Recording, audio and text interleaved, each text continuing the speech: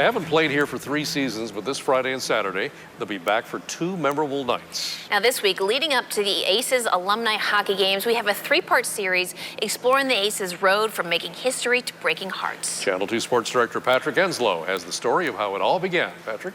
Mike, Rebecca, Aces hockey can be traced all the way back to the 1930s when this senior men's hockey team took the ice and played on an outdoor rink on Fireweed Lane. Legend has it they made their own ice and a hot mop between periods, but 60 years later, a whole new crop of Aces would captivate Alaska hockey fans.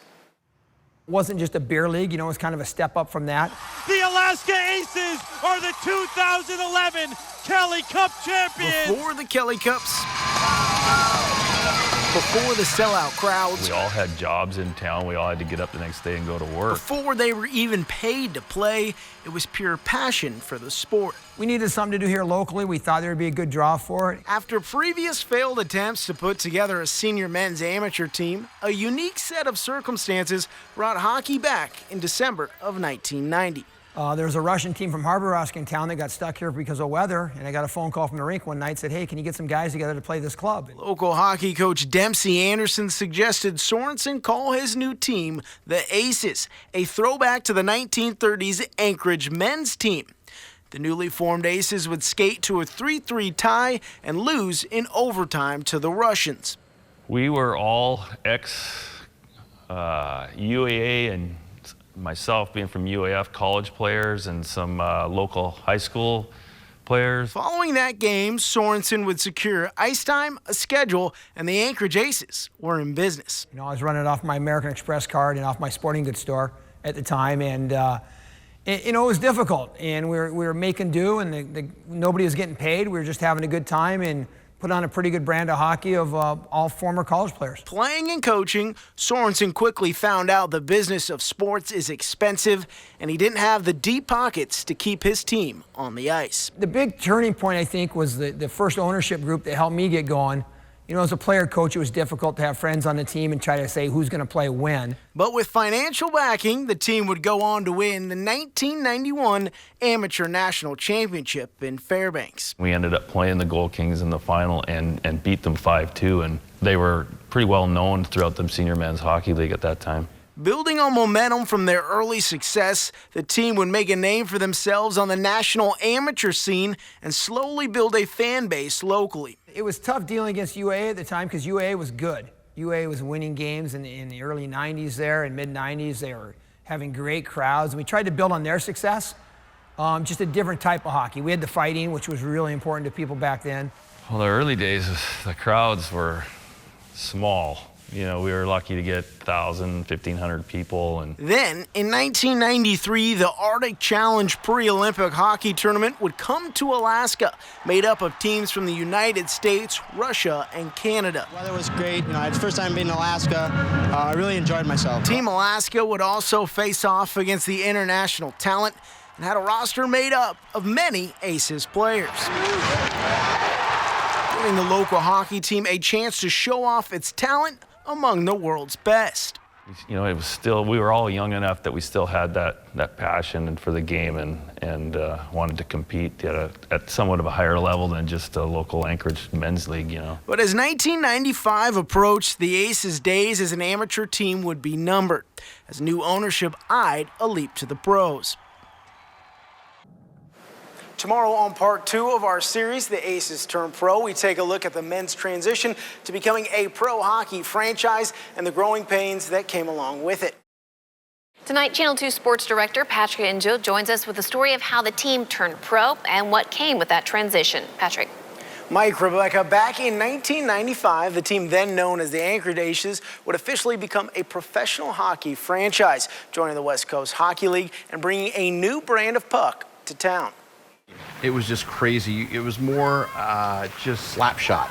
Getting paid to play is the dream for many hockey players. You know, we're entering a new aspect of our game. We're going to be professionals. That dream would become a reality for many Aces players in the fall of 1995 when the franchise joined the West Coast Hockey League. It's first day, and we'll take it from there. Just like when I used to play, you get a little nervous for the first day, and I'm taking it as a tryout. Turning pro also meant the team would look a lot different than the senior men's amateur team for which it was known. We had the long 2-week road trips, we had one, the longest one we had was 28 days. And you know, it's a long time to be away from your family. And, you know, and it was hard for some of the local guys, you know, with jobs. But so after 95, a lot of the guys that played in the early years, you know, they just didn't play anymore. As the roster changed, so would the identity of the team. And I just think it was something that was lacking as far as just something different. College hockey is a totally different animal, and it's fine. It's not Aces hockey. And I think that's what they were able to market, that, hey, that's great, here's something different. The kind of hockey that would end up grabbing national headlines. Oh, well, we started in Fresno, you know, and, you know, it was all Fresno and the Aces always had the big rivalry, and there was an incident there that started with Dean Trebojevic and another guy, and that started back in town before we went that road trip.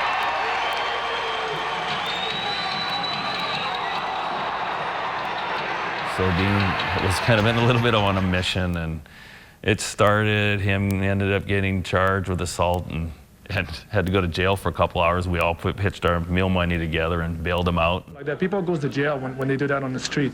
And is that because they're in the ring, they're allowed to do that? Hopped on the bus the next morning to Bakersfield, so it was quite an interesting way to start a 28-day road trip.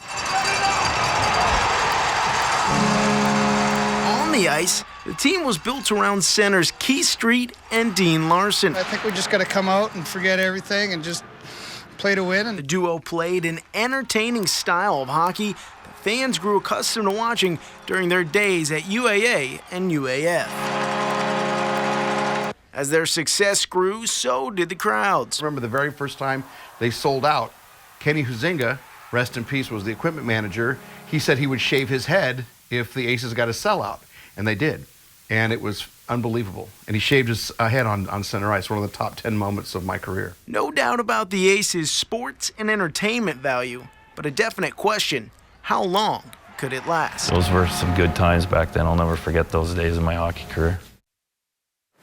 Now, things would start to head south for the franchise in 2000. Tomorrow, we wrap up our series with our third installment, following the team's rise from bankruptcy to Kelly Cup champions to calling it quits. Tonight, Channel 2 Sports Director Patrick Enzo tells us how the franchise went from nearly being sold online to the hottest ticket in town. Rebecca, from losing games to losing money, things weren't looking good for the Aces in June of 2002. The team was $2 million in debt, and then owner Mike Cusack Jr. put the team up on eBay. Eventually, new ownership, a new coach, and a new name would change the future of the franchise.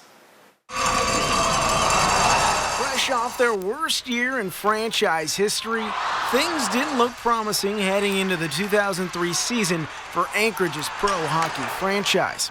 First season was really tough. We got it in August, started playing in October. We didn't have a coach, we didn't have a team, we didn't have any employees, so it was a real tough first year. A 7-man ownership group, including Terry Parks, had bought the team in the summer of 2002 and had their work cut out for them. They were downtown in the Fifth Avenue parking garage. That's where they were, and I remember when we got the keys for that, most everything in there was pretty well trashed and been picked over. In any line of business, who you hire is key to success, and professional hockey was no different. Davis was the most prepared interview that I've ever done, and I probably interviewed 500 people in my life, and he was by far the best prepared and had a plan. Forget about what has gone on in the past. These guys are, you know, taking the steps in the right direction, and it would be an exciting atmosphere to go into. And then when Davis Payne came in, things became much more businesslike. On top of hiring new head coach Davis Payne in 2003, the team changed its name to the Alaska Aces and played its first season in the ECHL. By 2004, the team had built a winning culture. Because they managed to keep it a pretty big secret. You know, not a lot of people knew. And soon it would have Stanley Cup talent to match. Plenty of opportunity to go play somewhere else, and it all boils down to I love the state, I love the people, and you know, they gave me an opportunity to play here, and what can I say? who knows? It could never happen again, so I'm definitely going to take advantage Due of to it. the NHL lockout in the 2004-2005 season, Scotty Gomez would skate for the Glacier Blue. The loudest the Sullivan has ever gotten was that first year that Scotty Gomez came to play. Gomez would return to the NHL after the lockout, but some of the best years were still ahead for the franchise. We fought just about everything, including ourselves. They'd win their first Kelly Cup in 2006. The Kelly Cup is coming home! Another in 2011. Group of guys. I mean, everybody wanted it so bad. I can't really explain it right now. Followed by their third and final cup in 2014. You could kind of see it coming. I remember we were in the third round of the playoffs, I believe, and it was exciting, and we weren't selling out the games. Ticket sales and sponsorship would slowly turn south. Could I see it coming?